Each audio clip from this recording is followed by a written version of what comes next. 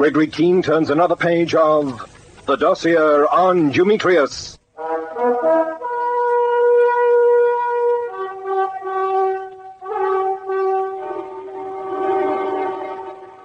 As the hours ticked away, the long chase drew to its end. Dumetrius, Yachty Blum, and Haiti were in hiding. With the Gestapo loot lost to them, their organization breaking up, their closest confederates destroyed by no one but themselves. The Dossier on Dumetrius itself had grown and grown until it had become a register of the criminals of post-war Europe. And they'd all had common roots. The Nazi malignants that flowered briefly and was stamped out, as Colonel Fentress called them once. Dumetrius was more than just a criminal after £1 million worth of booty. He was a symbol of something. I don't know. We all felt it years ago. And his methods and underground channels had made him a case for MI5. Of course, you know all this. I'm going over it now because for a few hours it seemed there was a lull before the final storm. Dumetrius in his last hiding place sat like a tarantula spinning his web of revenge against me. I paced the floor at headquarters on the embankment, waiting. There was Haiti. There were the disintegrating Poles who'd worked in Soho for Yachty Blum. There were Inspector Frame's men from the yard, searching the ships that lay around the bottom end of Cork Street. And there was Colonel Fentress, who came back from the yard to say, "Have you been here all the time, Keene?" "Yes, there's nothing new." "I didn't get anything much from the Poles they had at the yard. They seemed to know that Yachty Blum was on the run, but they couldn't or wouldn't say where." "I'd have to be pretty sure Yachty was out of circulation myself before I'd give him away, either." Keene, I'm sorry to have to say this to you, but I've been doing some thinking. "Why are you sorry?" Will you agree it's a fair assumption that Dumetrius knows Haiti Bergner tried to give him away twice? Look, we went through that 2 hours ago. And will you agree? Yes. So he'd have no compunction about sacrificing her? He'd have no compunction about sacrificing anyone, his own mother. And there can't be much doubt about it. He must be desperate. I'd still like to know what you're sorry about, Colonel, unless it's the amount of your whiskey I've been putting away. Well, it occurred to me that Dumetrius might make you a proposition. You look sober, sir. Let me assure you I am sober, and I'm not in the mood for clowning. It's quite on the cards that Dumetrius will get word to you somehow. Word to me?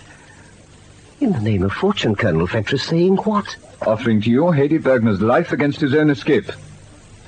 Now look here, old man, I'm serious. It struck me in a flash. Dumetrius couldn't get out of this country unless someone in the police or MI5 gave him a hand. That's how tightly we've got the ports and the aerodrome sewn up. And then it struck me, on top of that, Dumetrius could offer a bargain to just one man in the length and breadth of England. You. But the idea's preposterous. People like Dumetrius know their own strength. He told you as much when you had him in your hands at Brookman Sanatorium. You gave him a demonstration. You let him walk out to save Haiti's life once. I want to know, are you capable of doing it again? Oh, let me out of this mess. Get me into a cell till it's over. I don't want that responsibility in my hands. You really want to be kept out of the way? No, of course not. But I don't want to have to decide. Well, of course, I've taken steps to see that if the proposition is made to you, you couldn't do anything about it.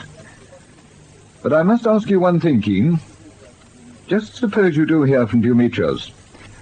Let me know at once. What's that going to do? It might be possible to make Dumetrius understand that your hands are tied. They surely wouldn't butcher the girl unless there was something to gain by it. For the love of heaven, let it be outside the bounds of possibility. He couldn't communicate. He couldn't possibly be hunted as he is and still communicate with us.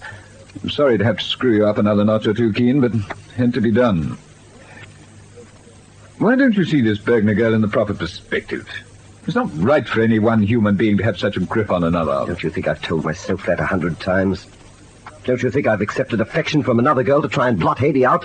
Margaret Ridgway? Yes, Margaret Ridgway. You don't have to shout at me, Keene. The Bergner girl has to take her chances. She made her own bed, she has to lie on it. She and Dumetrius, as far as we are concerned, are one person, not two. It's Haiti herself who's two people. But it was the same girl who used her appeal to get Godowski's address so Yachty Blum could knife him. It was the same girl who didn't blink an eye when she led Peter Ridgway into the underground to have him pushed under a train, Keene. Not to shoot him or break his neck or hang him according to law, but to have him pushed under a train. And she knew that. She knew what was to happen to Peter Ridgway, and yet so help us all, that's the woman you're hopelessly in love with. I want her. I want her alive. If she has to serve 20 years, I'll still want her when she comes out. I give up. Now go home, Keene. Go home and drink yourself silly. All right. All right, Colonel. I don't know. Looks as though the writing's on the wall. Dumetrius, Yachty Bloom, Hedy Bergner, and Gregory Keene all going down together. And I thought I'd seen everything. Too bad. Keene was a good chap.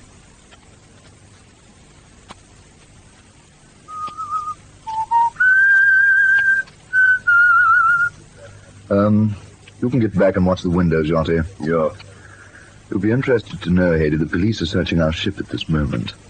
The good ship San Bernardino, the most innocent vessel in the stream. I only hope we can go back and hide on board again when the search is over. I can promise you the next 24 hours in this warehouse will be the last, if you play your part well with Gregory Keene.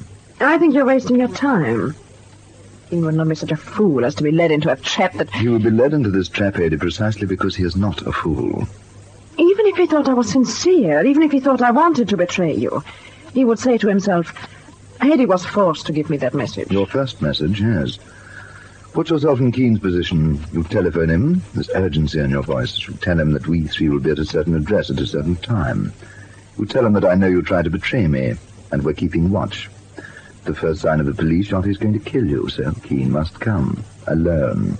He'll ask, how is it possible for me to make the call? And you'll reply that you can hear Yachty's footsteps and you have to hang up. Keene will congratulate himself on seeing through an obvious trap. He'll arrange to have the address you've given him surrounded. But then he gets your second message. This time you're frantic. You tell Keene he mustn't go near that address. It's a trap. Dumetrius is waiting there to kill him. But you're being held prisoner here in this warehouse. Keene must come at once. There's not a second to lose if he wants to rescue you. Tell me, Hedy, what happens then? You know what will happen. Keene will be sure of my good faith. He'll leave the police to capture you at the address of the first message and rush here to rescue me. Very likely alone. And, of course, he'll find Yachty and me waiting to receive him. We'll make him welcome, won't we, Yachty? Yeah. Not perhaps quite as warmly as possible, but welcome nevertheless. We want you to be word perfect, Hedy, so I think we'll rehearse again. And I think you'd better understand, while these telephone calls are being made, Yachty will be standing very close to you. By a coincidence, he'll have one of those knives of his handy. It simply wouldn't do to make a mistake, would it? I'm sorry to have to threaten you.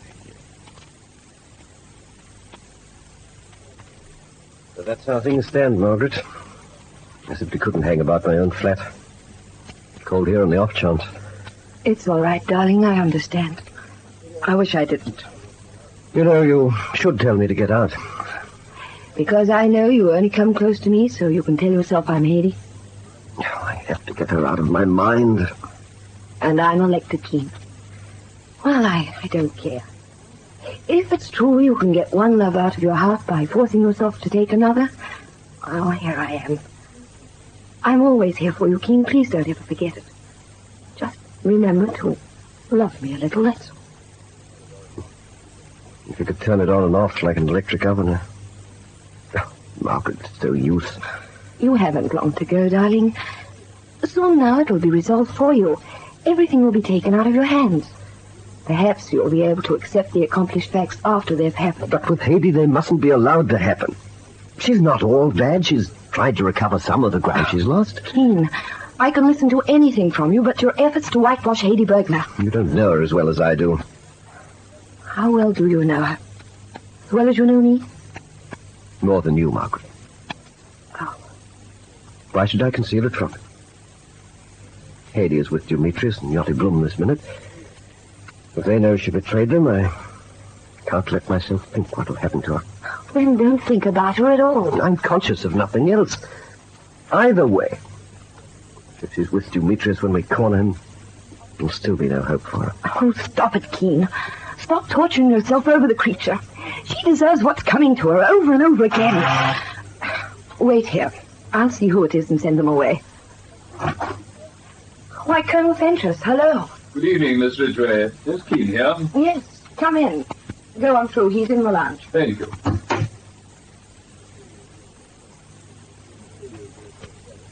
When you say you'll be at your fat Keene and you change your mind, I wish you'd make me a signal. Oh, I'm sorry, Colonel. What is it? Here. Have a look at this brooch.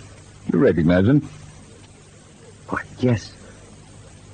I've seen her wearing it time and time again. It's Hades. Where did you get it? We're pinning them down. That brooch was found in a cabin of one of the ships near Cork Street. Portuguese ownership, Panamanian registry. You weren't 20 yards from it the night you heard them take Eustace Menendale. Name? S.S. San Bernardino. And Keene. I think her master should be able to tell us where to find Dumetrius.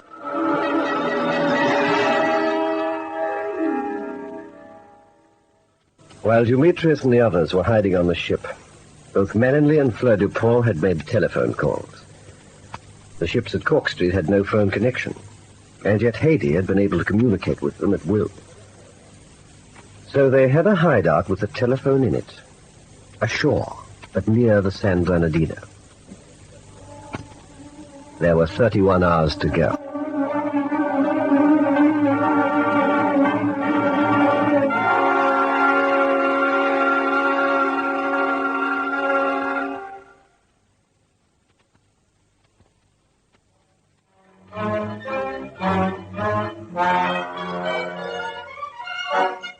Keene draws closer to the warehouse in the next suspenseful chapter of Dossier on Dumetrius.